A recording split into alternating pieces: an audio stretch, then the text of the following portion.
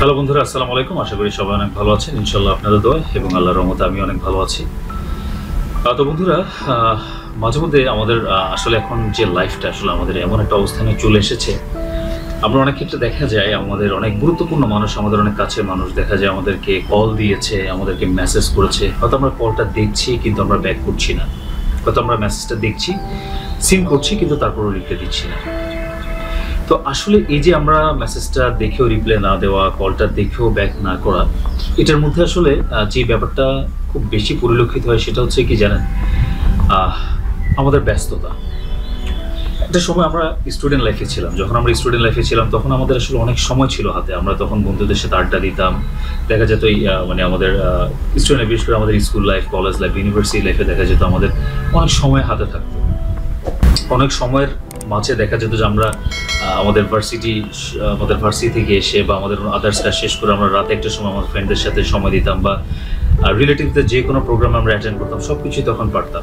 কিন্তু যখন সেই সময়টা ছেড়ে আমরা যখন আস্তে আস্তে আমাদের প্রফেশনাল লাইফে ঢুকে শুরু করি, তখন এমন একটা ব্যস্ততা আমাদেরকে চারপাশ দিয়ে আসলে আমাদেরকে ঘিরে ধরে যে তখন চাইলেও আমরা আসলে অনেক কিছু করতে পারি না। তো এই যে আমরা চাইলেও যে আসলে আমরা অনেক কিছু করতে পারি না, আসলে এই ব্যাপারটাকেই অনেক ক্ষেত্রে স্বার্থপরতা ধরা হয়। যেমন আমার একজন কাছের মানুষ, সে আমাকে খুব আন্তরিকতা নিয়ে সে আমাকে একটা টেক্সট করলো, কিন্তু আমি তার টেক্সটের রিপ্লাইটা দিলাম না।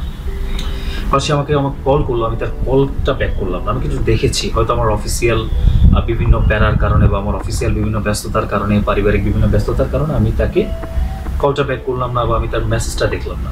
আলটিমেটলি সে কিন্তু রাগ করলো। এই যে আমরা আসলে স্বার্থপর না হতে চেয়েও আমরা কি হয়ে যাচ্ছি, স্বার্থপর হয়ে যাচ্ছি। আসলে এটা করা যাবে না। আমরা যতই ব্যস্ত থাকি না কেন, এই ব্যস্ততার মাঝে কিছুটা সময় হলো আমাদেরকে বের করে নিয়ে আমাদের সেই আপন মানুষগুলোর খোঁজ খবর নিতে হবে, যারা আসলে আমাদেরকে মনে রেখেছে, যারা আসলে আমাদেরকে মনে করতে চায়।